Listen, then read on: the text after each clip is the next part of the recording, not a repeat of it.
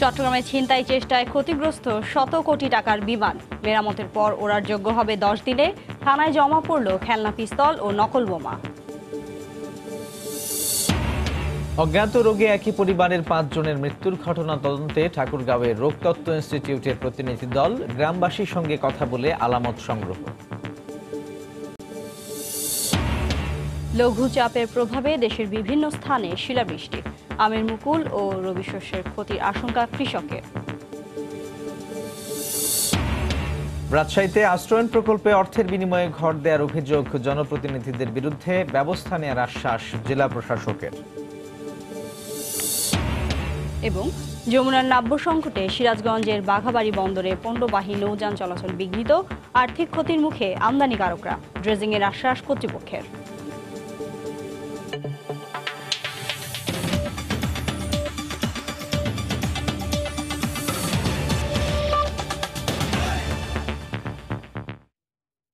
বাংলার সময়ের সঙ্গে আছি সাজিদ রাজু এবং আমি শিরিন আক্তার। চট্টগ্রামে বিমান ছিনতাই চেষ্টা মামলায় আলামত হিসেবে জব্দ করা বিমানটি মেরামতের পর 10 দিনের মধ্যে চলাচলের জন্য প্রস্তুত হবে বলে জানিয়েছেন বেসামরিক বিমান পরিবহন সচিব। সরকার নিয়োজিত কৌঁসুলি বলছেন, আদালতের অনুমতি সাপেক্ষে কাউন্টার টেরোরিজম ইউনিটের জব্দ করা বিমানটি চলাচল করতে পারবে। এদিকে ময়ূরপঙ্খীর পাইলট, ক্রু সহ যাত্রীদের জিজ্ঞাসাবাদ করা হবে বলে জানিয়েছে কাউন্টার টেরোরিজম ইউনিট। সেই সঙ্গে ছিনতাই চেষ্টায় ব্যবহৃত পিস্তল এবং নকল বোমাগুলোও পরীক্ষা করা হবে। আতিকুর রহমান তমালকে সঙ্গে নিয়ে কমলদের রিপোর্ট। আইনশৃঙ্খলা বাহিনী সহ বিভিন্ন সূত্রে পাওয়া তথ্যে দেখা যায়, বিমান ছিনতাই কাজে ব্যবহৃত পিস্তলটি ছিল প্লাস্টিকের তৈরি সাদামাটা খেলনা, আর বোমাটি ছিল একেবারে কাঁচা হাতে তৈরি। এতে লাল এবং কালো টেপ মোড়ানো একটি ঘুড়িও লাগানো ছিল। বিমান ছিনতাই মামলায় ইতিমধ্যে বিমানটিকেও জব্দ করেছে কাউন্টার টেরোরিজম ইউনিট। তবে ছিনতাই রহস্য উন্মোচনে বিমানটির দায়িত্বরত পাইলট, কো পাইলট, ক্রু এবং যাত্রীদের জিজ্ঞাসাবাদের কথা জানালেন সিএমপি কমিশনার। মামলাটি তদন্ত চলবে। তদন্তের পর্যায়ে আমরা বিভিন্ন পর্যায়ে সাক্ষী যারা বিমানে যারা ছিলেন, যাত্রী, ক্রু, পাইলট, সকল সাক্ষীর সঙ্গে আমাদের জিজ্ঞাসাবাদ শুরু হবে। আমাদের তদন্তের যে রেগুলার প্রক্রিয়া, সেই প্রক্রিয়া অনুসরণ করা হবে। এদিকে বিমান পরিবহন সচিব জানান, ছিনতাইয়ের চেষ্টার সময় ক্ষতিগ্রস্ত বিমানটিকে ঢাকায় নিয়ে মেরামতের পর ওড়ার জন্য প্রস্তুতির সময় লাগবে অন্তত 10 দিন। বিমানটা এখন বাংলাদেশ বিমানের জিম্মাতেই আছে এবং বিমানের সামান্য কিছু ক্ষতি হয়েছে আমরা যেটুকু জেনেছি, এবং দ্রুততম সময়ের ভিতরে আমরা এটাকে রিপেয়ার করে এটাকে আবার আমরা উড্ডয়নের অবস্থায় নিয়ে যেতে চাচ্ছি। বাংলাদেশ বিমানের শত কোটি টাকা মূল্যের বিমানটি আদালতের অনুমতি সাপেক্ষ চলাচল করতে পারবে বলে জানিয়েছেন সরকার নিয়োজিত কৌশলী।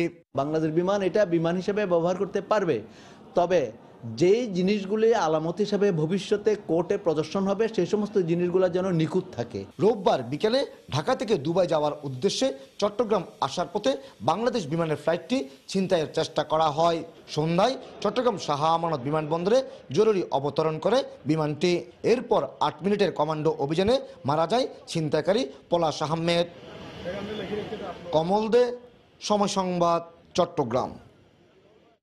ঠাকুরগাঁওয়ের বালিয়াডাঙ্গিতে অজ্ঞাত রোগে আক্রান্ত হয়ে একই পরিবারের 5 জনের মৃত্যুর পর ঘটনাস্থল পরিদর্শন করেছেন রোগতত্ত্ব, রোগ নিয়ন্ত্রণ ও গবেষণা ইনস্টিটিউটের 5 সদস্যের প্রতিনিধি দল। গ্রামবাসীর সঙ্গে কথা বলে বিভিন্ন আলামত সংগ্রহ করেন তারা। অতিরিক্ত সিভিল সার্জন জানান, নতুন করে কেউ আক্রান্ত হয়নি এবং স্বাভাবিক চলাচলে বাধা নেই।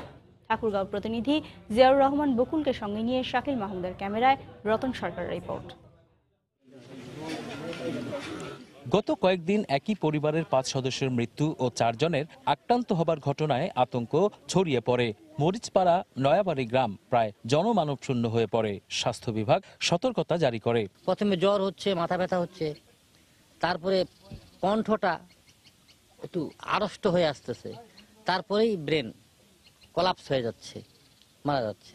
একসাথে 15-16 দিনের মধ্যে 4-5 জন মারা যাওয়ার পর একটা আতঙ্ক হতেই পারে মানুষের ভিতরে। কিন্তু রংপুর মেডিকেলে ভর্তি 4 জন ক্রমেই সুস্থ হয়ে ওঠার পাশাপাশি নতুন করে কেউ আক্রান্ত না হওয়ায় ভীতি কিছুটা কমতে শুরু করেছে। ঠাকুরগাঁয় ভর্তি করে ওখান থেকে আবার রেফার করে দিল। রেফার করে আমরা নিয়ে চলে গেলাম রংপুরে। রংপুরে যায় ওখানে ট্রিটমেন্ট করলো, হালকা পাতলা ট্রিটমেন্ট করতেছে এবং ওরা কিন্তু এখন সুস্থ আছে। নতুন কোনো সিমটম দেখা যায়, জ্বর বা সাথে প্রচন্ড শরীর ব্যথা, এরকম কোনো কিছু থাকলে সাথে সাথে আমাদেরকে জানানোর কথা বলা হয়েছে। ওই জায়গায় সার্বক্ষণিকভাবে আমাদের একটা মেডিকেল টিম আছে যারা তদারকি করতেছে। রোগতত্ত্ব, রোগ নিয়ন্ত্রণ ও গবেষণা প্রতিষ্ঠান IEDCR এর 5 সদস্যের টিম নমুনা ও তথ্য উপাত্ত সংগ্রহ করতে বুধবার দুপুরে ওই গ্রামে যায়। জেলার সিভিল সার্জন তাদের সঙ্গে ছিলেন। হাই ফিভার, হেডেক, হাঁচি কাশি খুব হয়, তারা শুধু মাস্ক ব্যবহার করে, মাস্ক ব্যবহার করে তারা জানো, এবং তারা সঙ্গে সঙ্গে কন্ট্রোল রুম আছে বালিডাঙ্গি হসপিটাল অথবা ঠাকুরা সদর হসপিটাল, তারা যোগাযোগ করবে। যদি মনে করে তারা ওই একই ওষুধকে ডেভেলপ করছে, তাহলে আমরা তাদেরকে রংপুর যেটা আমাদের একটা ব্যবস্থা আছে আলাদা। ঢাকার পর রাজশাহী থেকে আরেকটি টিম বৃহস্পতিবার ওই গ্রামে পৌঁছাবে। 4-5 দিনের মধ্যে মৃত্যুর কারণ নিশ্চিত হওয়া যাবে বলেও জানিয়েছেন সিভিল সার্জন। কোন রকম সংক্রমণ থেকে লোকজনকে রক্ষায় এই গ্রামে গত কয়েকদিন ধরে স্বাস্থ্য বিভাগের একটি মেডিকেল টিম এখানে অবস্থান করছে। সতর্ক করা হচ্ছে মাইকিং করেও। রতন সরকার, সময় সংবাদ, বালিয়াডাঙ্গি, ঠাকুরগাঁও।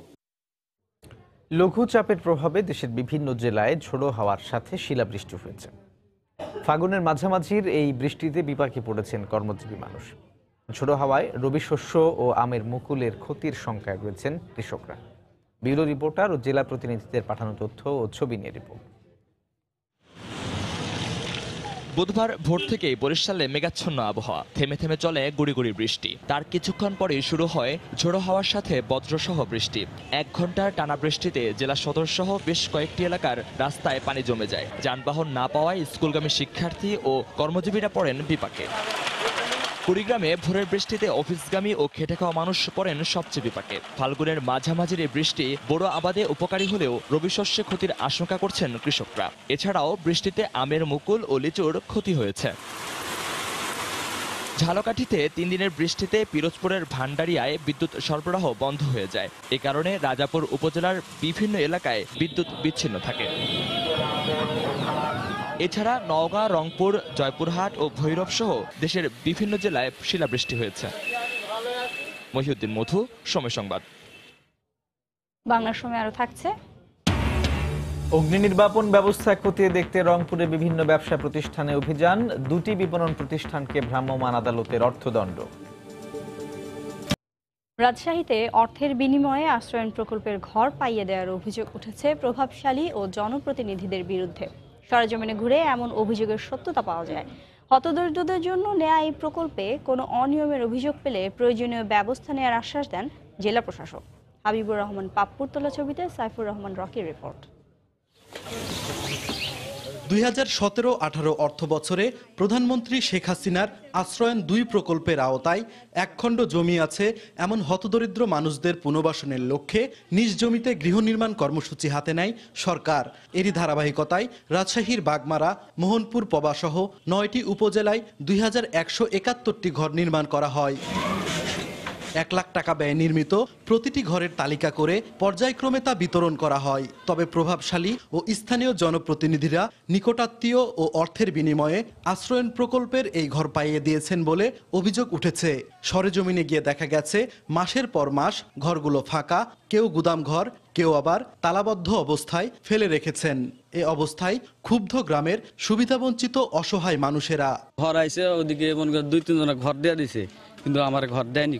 যারা রাজনীতি দলের সাথে জড়িত আছে তারা টাকা পয়সা নিয়ে প্রভাবশালী এরাই যে এই ঘরগুলো পাচ্ছে। গরিবের লাগে জিনিসগুলো দিছে, এই জিনিসগুলো কেন টাকা দেয় এভাবে অন্যজনের কাছে দিবে? অবশ্য এমন অভিযোগের সত্যতা পাওয়া গেলেও নানা টালবাহানা প্রভাবশালী ও স্থানীয় জনপ্রতিনিধিদের কণ্ঠে। আমরা মেম্বার চেয়ারম্যানের তালিকা দিয়েছি, এগুলো কোনো রেজাল্ট হয়নি। ইওনো সাহেবের মাধ্যমে ইওনো সাহেব করেছে, এখানে উপজেলা চেয়ারম্যানদের কোনো সম্পৃক্ত নয়। তবে এই প্রকল্পে কোনো অনিয়মের অভিযোগ পেলে প্রয়োজনীয় ব্যবস্থা গ্রহণের কথা জানান জেলা প্রশাসক।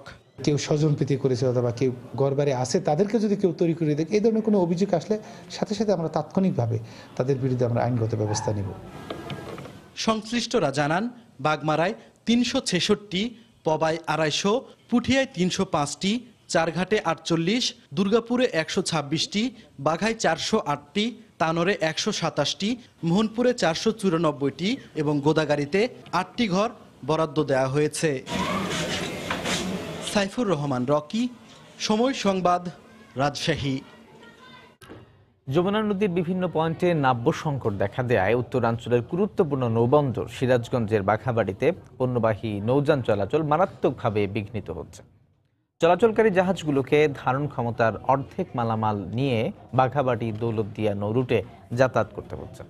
এতে আর্থিক ক্ষতির মুখে পড়েছেন পণ্য আমদানিকারকরা। রিঙ্কু কুণ্ডুর রিপোর্ট, ছবি তুলেছেন অমৃত সেন।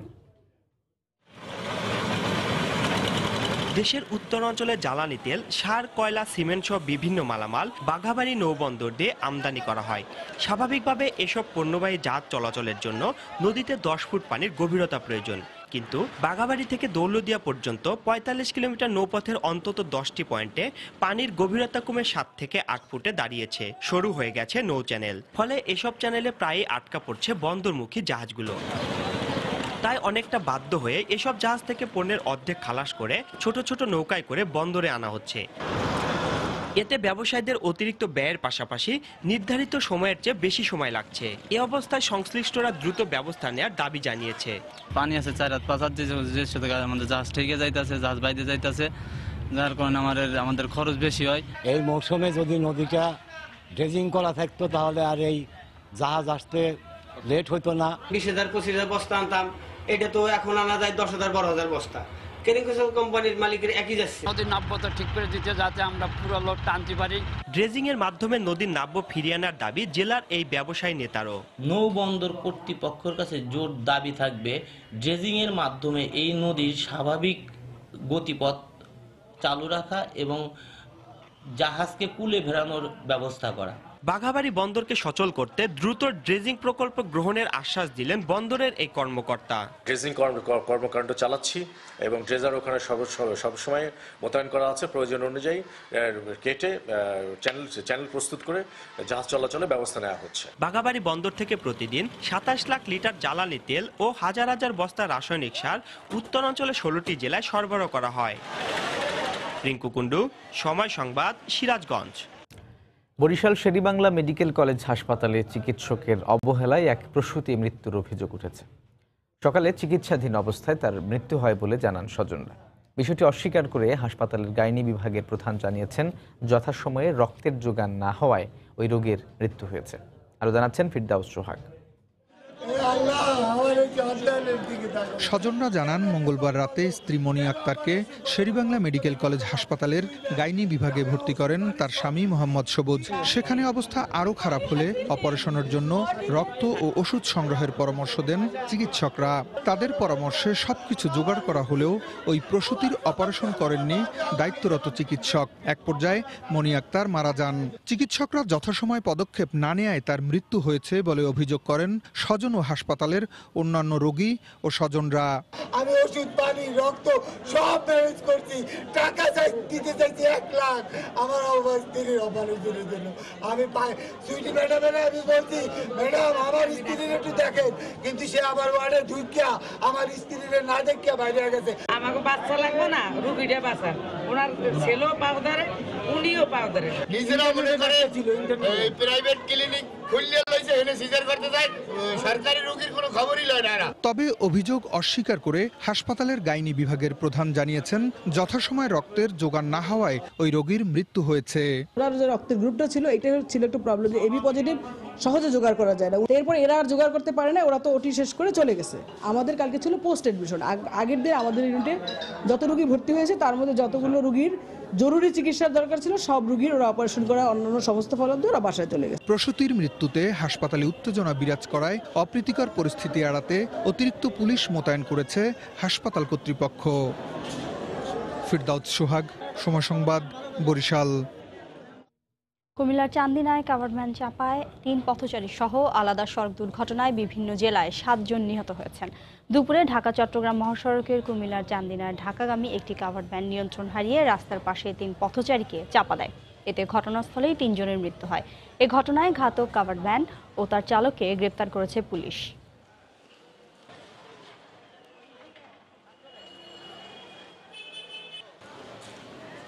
সকালে নারায়ণগঞ্জের পাগলা এলাকায় ঢাকাগামী একটি বাস বিপরীত দিক থেকে আসা একটি অটোরিকশাকে চাপা দেয়। এতে ঘটনাস্থলেই অটোরিকশায় থাকা আব্দুল আওয়াল ও আলী হোসেন নিহত হন।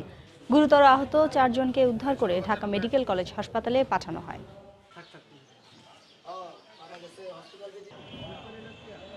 ব্রাহ্মণবাড়িয়া সদর উপজেলার উত্তর সুহিলপুর এলাকায় রাস্তা পার হওয়ার সময় দ্বিতীয় শ্রেণীর ছাত্র জোনায়েদকে চাপা দেয় যাত্রীবাহী বাস।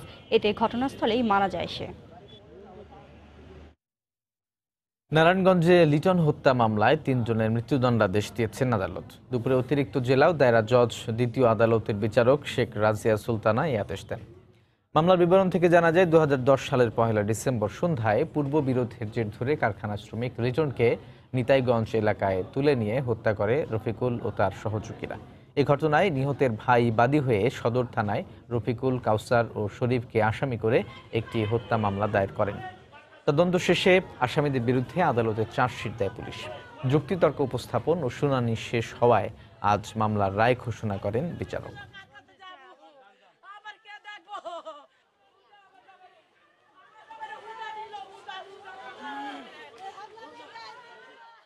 2 মাস পেরিয়ে গেলেও সাতক্ষীরায় খোঁজ মেলেনি নিখোঁজ মাছ ব্যবসায়ী হাসান আলীর। সকালে জেলা প্রেস ক্লাবের সংবাদ সম্মেলন করে তার সন্ধানের প্রশাসনের প্রতি আহ্বান জানিয়েছে পরিবার। স্বজনরা জানান, গত বছরের 23 ডিসেম্বর 2 লাখ টাকা সহ নিখোঁজ হয় সদর উপজেলার কাটিয়া এলাকার হাসান আলী। খোঁজ না পেয়ে 26 ডিসেম্বর তার ভাই মঞ্জুর সদর থানায় একটি সাধারণ ডায়েরি করেন। চলতি বছরের 24 ফেব্রুয়ারি তার সন্ধান চেয়ে দ্বিতীয় স্ত্রী পরিচয়ে জ্যোৎস্না নামে এক নারী সংবাদ সম্মেলন করেন। এদিকে হাসানের নিখোঁজের পেছনে জ্যোৎস্না বেগম জড়িত দাবি করে আইন শৃঙ্খলা বাহিনীর হস্তক্ষেপ কামনা করেছেন পরিবার।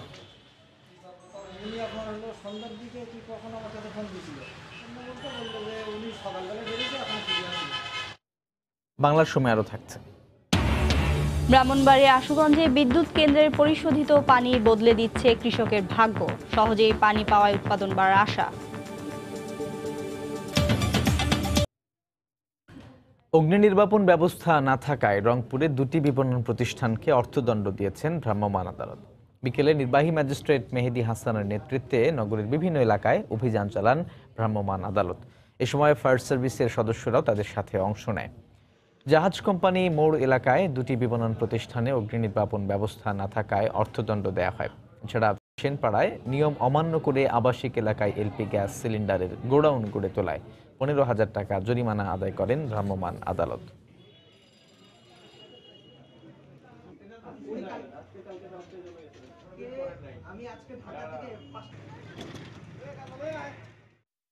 ফায়ার সার্ভিস সিভিল ডিফেন্স পক্ষ থেকে আপনার জনগণকে সতর্ক করে দেওয়া যে যে কোনো ঝুঁকিপূর্ণ অবস্থায় দাহ্য বস্তু সংরক্ষণ করলে সেটা যেমন আইনের পরিপন্থী, তেমনি সেটা কিভাবে সংরক্ষণ করতে হবে, কি নিরাপত্তা ব্যবস্থা নিতে হবে, এরকম একটা সচেতনতামূলক কার্যক্রমেরই অংশ এই মোবাইল কোর্টটা। ময়মনসিংহে আদালত ভবনের সামনে দোকান নির্মাণকে কেন্দ্র করে জজ কোর্ট ও চিফ জুডিশিয়াল ম্যাজিস্ট্রেট আদালতের প্রধান ফটকে তালা দেওয়ার প্রতিবাদে আগামীকাল আদালত বর্জনের ঘোষণা দিয়েছেন আইনজীবীরা। দুপুরে জেলা আইনজীবী সমিতির জরুরি সাধারণ সভায় এই সিদ্ধান্ত নেওয়া হয়। এর আগে জজ কোর্ট ও চিফ জুডিশিয়াল ম্যাজিস্ট্রেট আদালতের প্রধান ফটকে তালা ঝুলিয়ে দেয় বিচার বিভাগীয় কর্মচারী কল্যাণ সমিতির কর্মচারীরা। মঙ্গলবার বিকেলে আদালত ভবনের সামনে কর্মচারী কল্যাণ সমিতির নির্মাণাধীন দোকান আইনজীবীরা ভেঙে দেন বলে অভিযোগ কর্মচারীদের। এর জের ধরে উভয় পক্ষের মধ্যে বাগবিতণ্ডা ও হাতাহাতির ঘটনা ঘটে। আহত হন অন্তত 10 জন।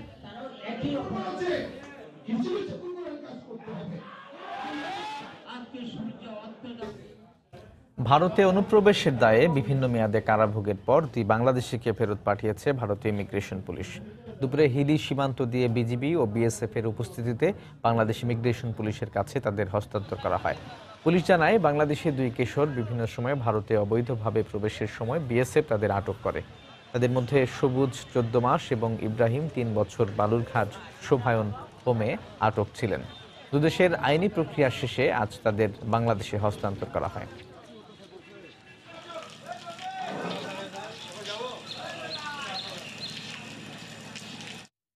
সরকারি বিভিন্ন দপ্তরের স্বচ্ছতা ও জবাবদিহিতা নিশ্চিতে শেরপুরে গণশুনানি করেছে দুর্নীতি দমন কমিশন। সকালে সদর উপজেলা পরিষদ অডিটোরিয়ামে এ গণশুনানি অনুষ্ঠিত হয়।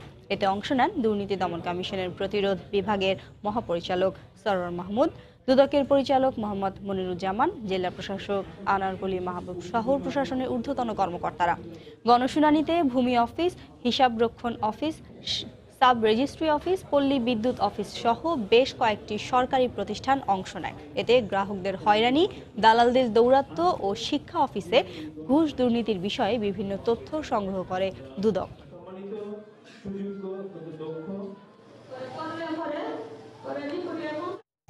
ব্রাহ্মণবাড়িয়ার আশুগঞ্জ পলাশ এগ্রোভ ইরিগেশন প্রকল্পের মাধ্যমে বিদ্যুৎ কেন্দ্রের পরিশোধিত পানি বদলে দিয়েছে কৃষকের ভাগ্য। সহজে ও নামমাত্র মূল্যে পানি পাওয়ায় কৃষিজাত পণ্যের উৎপাদন বাড়বে বলে আশা কৃষকের। এই অবস্থায় প্রকল্পটির পরিধি আরও বাড়ানোর উদ্যোগ নিয়েছেন সংশ্লিষ্টরা। জুয়েলুর রহমানের ছবি ও উজ্জ্বল চক্রবর্তীর তথ্য নিয়ে রিপোর্ট। শুষ্ক মৌসুমে কৃষিজাত পণ্যের উৎপাদন বৃদ্ধির লক্ষ্যে ব্রাহ্মণবাড়িয়া আশুগঞ্জ ও নরসিংদীর ঘোড়াশাল তাপবিদ্যুৎ কেন্দ্রে পরিশোধিত পানি বিকল্প পন্থায় আশুগঞ্জ পলাশ এগ্রো ইরিগেশন প্রকল্পের অধীনে খালে ছাড়া হয়। অসময়ে শুকিয়ে যাওয়া খরা মাটির জমিতে কম খরচে পানি পেয়ে খুশি কৃষক। তারা জানান, জমি উর্বরতার সুযোগ সৃষ্টি হয় ফসলের উৎপাদন বাড়বে।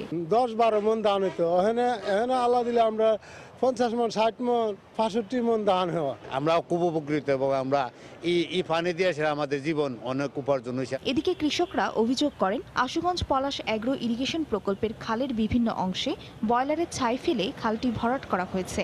তাই দ্রুত খালের আবর্জনা অপসারণের দাবি তাদের। সহল বাগল দিয়া এটা যে ভরাট করে লাইছে, এই জন্য আমরা পানি পাইতে দেরি হয়ে গেছে। ভালো করে পরিষ্কার করলে সম্মতে পানি আইব, পানি আইলে আমরা কৃষক লাভবান। আশুগঞ্জ পলাশ এগ্রো ইরিগেশন প্রকল্পের অধীনে ব্রাহ্মণবাড়িয়া এবং নরসিংদী জেলার 7টি উপজেলার 22,000 হেক্টর জমি সেচের আওতাধীন। আর নামমাত্র মূল্যে সেচের সুবিধা পাচ্ছে কৃষক। ডাইভার্ট করে পানিটা আমাদের আশুগঞ্জ অংশে, আশুগঞ্জ সরাইল বামুরিয়া অংশে আমরা পানিটা দিচ্ছি। লিফটিং পদ্ধতি মাত্র 200 টাকা একরে জমি কৃষকরা সেচ দিতে পারছে, আর গ্র্যাভিটি পদ্ধতি 400 টাকা একরে সেচ দিতে পারতেছে। ব্রাহ্মণবাড়িয়া জেলা প্রশাসক জানান, প্রকল্পের পরিধি বৃদ্ধি সহ খালের ছাই আবর্জনা অপসারণের উদ্যোগ নেওয়া হয়েছে।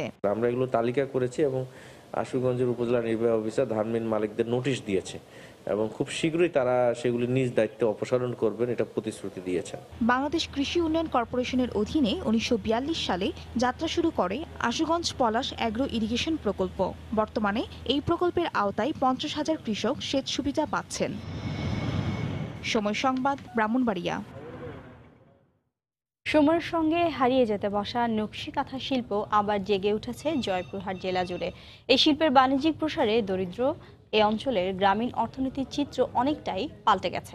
কিন্তু বিপণন সমস্যা এবং পুঁজির প্রভাবে প্রসার ঘটাতে পারছেন না তারা। তবে নারীদের স্বাবলম্বী করার প্রচেষ্টাকে স্বাগত জানিয়ে সার্বিক সহযোগিতার আশ্বাস দিয়েছে মহিলা বিষয়ক অধিদপ্তর। জয়পুরহাট প্রতিনিধি শাহিদুল ইসলাম সবুজের পাঠানো তথ্য ছবি নিয়ে রিপোর্ট।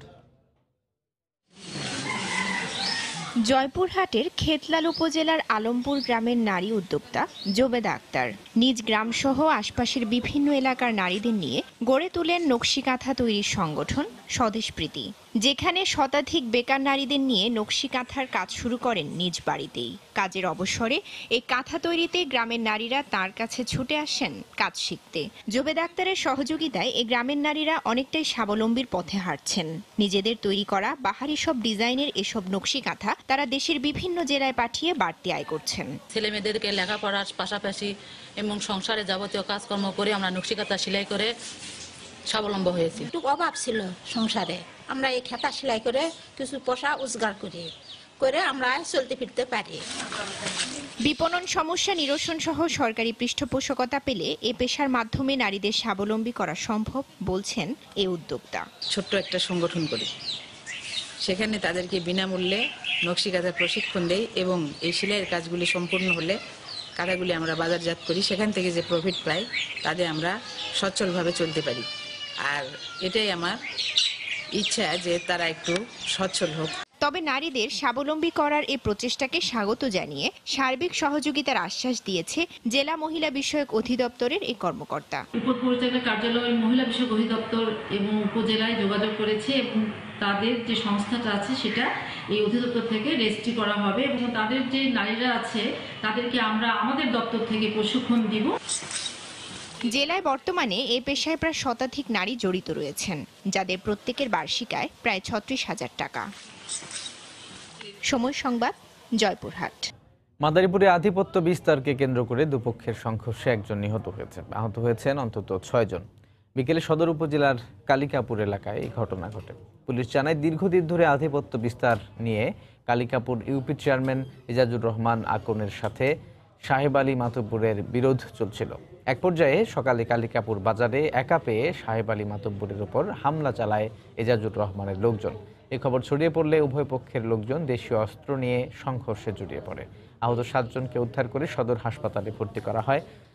অবস্থার অবনতি হওয়ায় সাহেব আলী মাতব্বরকে ফরিদপুর মেডিকেলে নেওয়া হলে চিকিৎসক তাকে মৃত ঘোষণা করেন।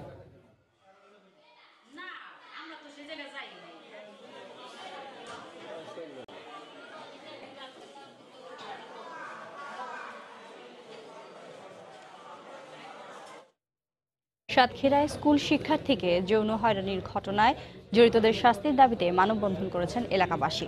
সকালে শহরে জেলা প্রেস ক্লাবের সামনে এই কর্মসূচির আয়োজন করে দ্য পোলস্টার পৌর হাই স্কুল।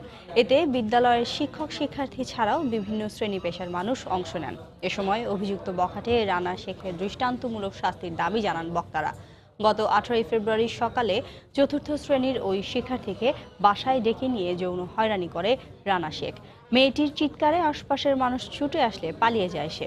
পরে এ ঘটনায় সদর থানায় লিখিত অভিযোগ করেন শিশুটির বাবা।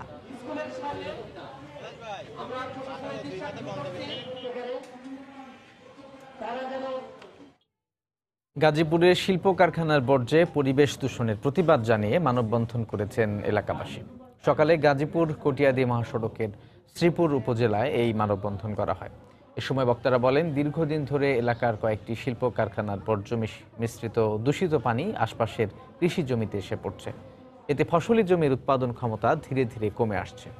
দ্রুত সমস্যার সমাধানের যথাযথ পদক্ষেপ নেয়ার দাবি জানান তারা।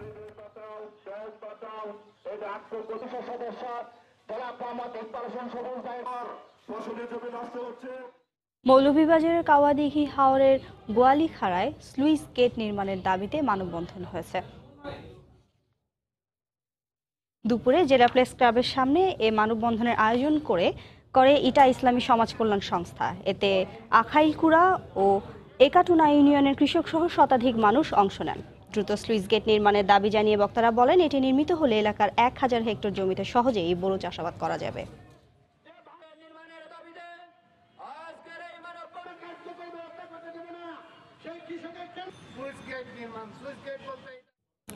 কুড়িগ্রামে উপজেলা পরিষদ নির্বাচনকে সামনে রেখে নির্বাচনী আচরণবিধি নিয়ে মতবিনিময় সভা অনুষ্ঠিত হয়েছে। সকালে জেলা প্রশাসকের সম্মেলন কক্ষে এই মতবিনিময় সভা অনুষ্ঠিত হয়। এতে জেলা প্রশাসক, রংপুর অঞ্চলের আঞ্চলিক নির্বাচন কর্মকর্তা, পুলিশ সুপার, সিভিল সার্জন, সংশ্লিষ্ট রিটার্নিং কর্মকর্তা সহ 9 উপজেলার বিভিন্ন পদ প্রার্থীরা অংশ নেন। এ সময় বক্তারা বলেন, অবাধ, সুষ্ঠু ও নিরপেক্ষ নির্বাচন সম্পন্নের লক্ষ্যে এই মতবিনিময় সভার আয়োজন করা হয়েছে। এবারের উপজেলা পরিষদ নির্বাচনে বিভিন্ন পদে মোট 95 জন প্রার্থী প্রতিদ্বন্দ্বিতা করছেন। বাংলাদেশ নার্সেস কাউন্সিলের পরীক্ষার সময়সূচি দ্রুত ঘোষণা সহ 3 দফা দাবিতে বগুড়ায় মানববন্ধন করেছে জেলা নার্সিং ইনস্টিটিউটের শিক্ষার্থীরা। সকালে শহরের সাতমাথায় বাংলাদেশ ডিপ্লোমা নার্সেস ইউনিয়নের উদ্যোগে এই কর্মসূচি পালন করেন তারা। এ সময় বক্তারা নার্সেস কাউন্সিল পরীক্ষার সময়সূচি দ্রুত ঘোষণা, কারিগরিকে বিএনসির অন্তর্ভুক্ত না করার সহ 3 দফা দাবি মেনে নেওয়ার আহ্বান জানান। এতে সংগঠনটির জেলা সভাপতি, সহসভাপতি সহ বিভিন্ন পর্যায়ের সদস্যরা অংশ নেন।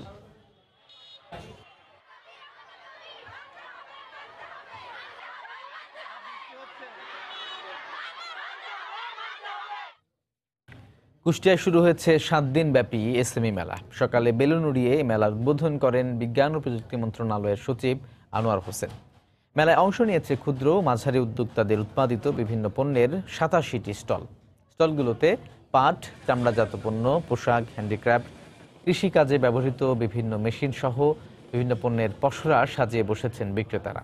ক্ষুদ্র ও মাঝারি শিল্পের বিকাশের লক্ষ্যে মেলার আয়োজন করা হয়েছে বলে জানান আয়োজকরা। প্রতিদিন সকাল 10টা থেকে রাত 9টা পর্যন্ত সর্বসাধারণের জন্য উন্মুক্ত থাকবে এই মেলা। আগামী 5ই মার্চ শেষ হবে 7 দিন ব্যাপী এই আয়োজন।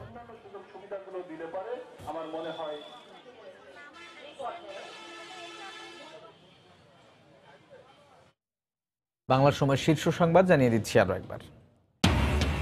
চট্টগ্রামে ছিনতাই চেষ্টায় ক্ষতিগ্রস্ত 100 কোটি টাকার বিমান মেরামতের পর ওড়ার যোগ্য হবে 10 দিনে। থানায় জমা পড়ল খেলনা পিস্তল ও নকল বোমা।